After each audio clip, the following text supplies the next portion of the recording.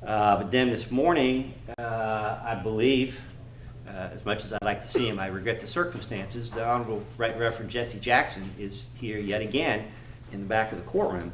And there has been no indication yet from the state or anyone else that he is actually here in a capacity as a minister, given his remote location from this area. I am, again, separately and independently from any of the prior motions for mistrial, moving for a mistrial in this case. Again, the developments of yesterday afternoon and today, in conjunction with all that has gone before, reasonably called into question whether the defendant Bryan can receive a fair trial in this matter, notwithstanding the best efforts of this court to ensure one. And we are therefore moving for, again, for a mistrial. Anything from the remaining defendants?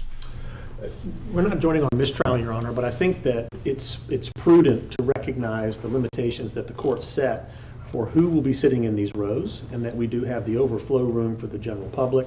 I think it's been made abundantly clear that the people who are joining the Arbery family are part of a larger conversation that is happening nationally, that has been funneled down into the community, and so they represent a national conversation that is for the conviction of the defendants.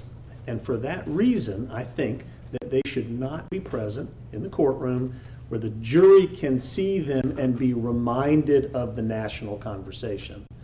That is an improper influence on the jury to the extent, and I'm sure that they would recognize throughout the course of their lives, that they have had this type of impact on communities nationally and locally. And for that reason, I think it's more prudent to have them join the public in the overflow public room so that the risk of influence isn't present. Thank you. Greg McMichael joins Travis McMichael's motion. That would be the remedy that we're seeking. Anything from the state? There's absolutely no evidence that these jurors are aware of any national conversation about the conviction of these defendants. So to say that this is having an influence on the jurors assumes facts absolutely not in evidence. The assumption that there's some improper influence because some people are sitting in the back of the courtroom, there's been no evidence of that. And we leave it to the discretion of the court, Your Honor. All right. The court's denying the mistrial. I address Mr. Sheffield's point.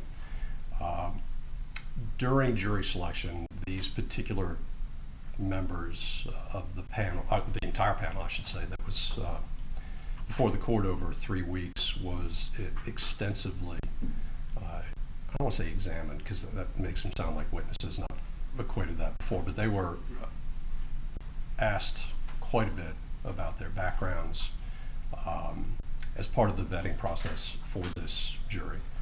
And in fact, a lot of that went further than this court may have thought necessary, but it did delve deeply into many beliefs that they have about what is going on in this community, as well as with regard to organizations such as Black Lives Matter and various other things. So that has been vetted through the court, and I'm comfortable that that process has resulted in a panel that is willing to listen to the evidence and only the evidence that is presented in this courtroom.